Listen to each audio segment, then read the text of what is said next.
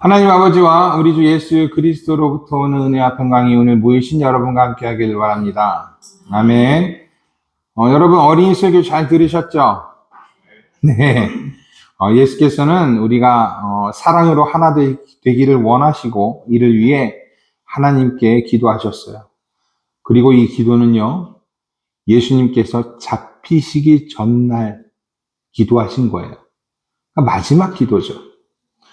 예수님께서 마지막 우리를 위해 하신 기도, 그것은 바로 사랑으로 하나가 되는 것이었습니다. 이것이 얼마나 간절한 예수님의 바람인지 우리는 꼭 기억해야 할 것이에요. 그리고 교회는요, 이 사랑으로 하나가 되는 것을 통해서 세상에 알려지게 될 것입니다. 거창한 전도 프로그램이나 훌륭한 사회 사업 없이도 예수님의 사랑으로 이 세상에 알려지게 될 것입니다. 그러니 우리는 예수님의 사랑 안에서 서로 사랑하기에 힘써야 하겠습니다. 그러니까 가끔 제가 미워도 잘 참고 사랑해 주시기를 바랍니다. 그냥 예수님 바람 기억하면서 미운 놈 떡 하나 준다 라고 생각하시고 사랑해 주세요. 여러분의 사랑이 우리 교회를 성장시키고 목사를 건강하게 만들 줄로 믿습니다. 또 지금 여러분들의 옆자리에 앉은 사람, 그러니까 집에 갈 때 같이 가는 사람 있죠? 네, 그 사람도 더 사랑합시다. 사실 가까우면 가까울수록 어떻게 해야 돼요? 더 잘해야 되는데 쉽게 표현이 돼요, 안 돼요? 안 돼요. 마음은 그렇지 않은데 말이에요. 사랑 표현도 더 자주 하고 이것저것도 더 잘 챙겨줘야 되는데 이게 나이가 조금씩 들면 들수록 잘 안 되는 것 같아요. 그러니까 지금 옆 사람을 한번 모시고 사랑합니다 라고 한번 해보세요. 사랑합니다. 저희 눈을 이렇게 밑으로 깔지 마시고 옆 사람을 바라보면서, 왜 옆 사람이 무서우세요? 자, 옆 사람을 바라보시고 사랑합니다. 사랑합니다. 사랑으로 하나가 되는 것, 그것은 교회에서만 해야 되는 것이 아니에요. 우리 성도들의 가정에서부터 추구해야 하는 것입니다. 초대교회 대부분은 어떤 교회였어요? 가정교회였습니다. 가정에서 시작된 사랑이 점점 더 퍼져나가고 이 세상에 알려지게 되었어요. 가정을 통해서, 가정교회를 통해서 예수님의 사랑이 전파된 것입니다. 그러니 우리들의 가정도 사랑으로 하나가 되기를 축복합니다. 그리고 우리들의 가정을 통해 이 양주 지역에 예수님의 사랑이 전해지기를 기도합니다. 오늘의 복음서는 조금 전에 말씀드린 것처럼 예수님께서 잡히시기 전에 하신 기도예요. 예수님께서 이 땅에서 공적으로 하신 마지막 기도라는 것입니다. 이 마지막 기도에서 예수님께서는 지금의 제자들을 위해 그리고 미래의 제자들을 위해 기도하십니다. 20절의 말씀입니다. 내가 비옵는 것은 이 사람들만을 위함이 아니요 또 그들의 말로 말미암아 나를 믿는 사람도 위함이니. 그들의 말로 말미암아 나를 믿는 사람도 위함이니 라고 말씀하고 계세요. 예수께서는 자신의 제자들만이 아니라 미래의 제자들, 즉 교회와 우리 성도들을 위해서 기도하시는 것입니다. 그리고 이 교회가 하나 되기를 바라세요. 자신의 제자들로부터 시작된 교회가 하나 되는 것, 우리 모두가 하나 되는 것, 이것이 예수님의 마지막 기도 제목이었습니다. 그런데 교회뿐만 아니라 세상의 많은 공동체는요, 좀 신기하게도 궁극적으로 하나가 되는 것을 추구해요. 예수님만 하나가 되기를 추구하셨던 게 아니라 세상의 공동체도 마찬가지입니다. 요즘 선거 시즌이라서 그런지 가장 많이 들리는 얘기가 이 하나가 되는 것, 하나에 대한 이야기예요. 정당이 하나가 되고 국민이 하나가 되는 것. 이것이 지금 정치가들이 가장 많이 하는 말 중에 하나일 것입니다. 그리고 정치가와 정당뿐만이 아니죠. 여러 단체들, 여러 공동체들, 사회사업뿐만 아니라 여러 자기의 특기나 취미를 가지고 모이는 공동체들도 하나를 외치고 다들 하나가 되자고 합니다. 과거 이스라엘도 그랬습니다. 너무 심하게 이 하나가 되는 걸 갖다 주장해서 심지어는 같은 핏줄이었던 사마리아 사람을 자신의 민족에서 배제하기도 했어요. 자포는 물론 금지했습니다. 그리고 하나님의 계약 아래서 자신들, 유대인들만이, 유다 땅에 사는 사람들만이 하나님과 하나 된 공동체라고 생각하기도 했어요. 그러니까 여기서 뭐가 나왔냐면 선민 사상이 나온 거예요. 선택받은 민족 사상이 이 하나가 된다라는 것부터 나온 겁니다. 그렇다면 예수님의 마지막 기도 제목, 교회가 하나 되는 것도 이와 비슷한 것일까? 나라가 하나가 되고 정당이 하나 되는 것과 같은 것일까요? 그렇지는 않습니다.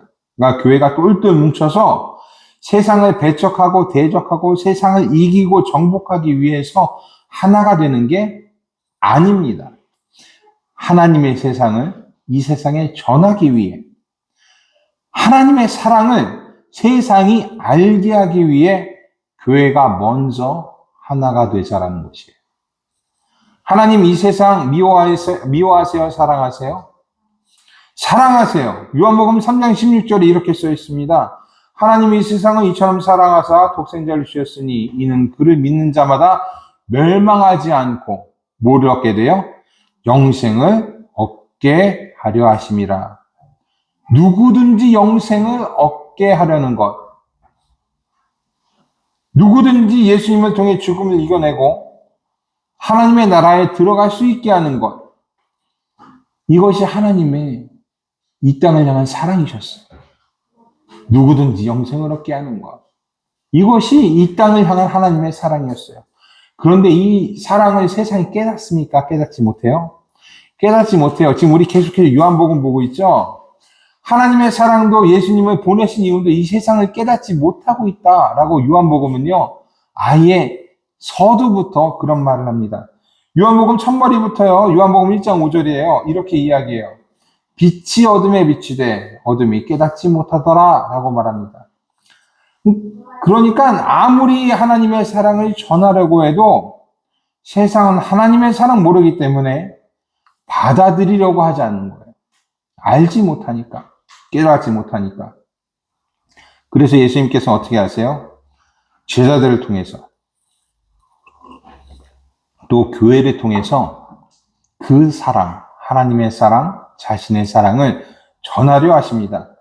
그러기 위해서는 먼저 제자들과 교회가 이루어야 할 일이 있습니다. 그것은 하나님의 사랑을 이해하고 그 사랑 가운데 오신 예수님을 믿어야 하는 것이에요.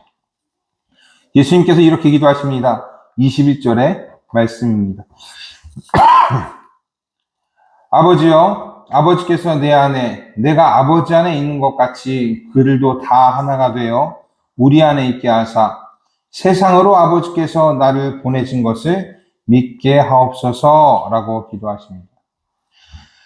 하나님과 예수님이 하나가 된 것 같이 제자들도 하나님과 예수님과 하나가 된다면 제자들은 하나님의 사랑을 다 깨달을 수 있게 될 것이다.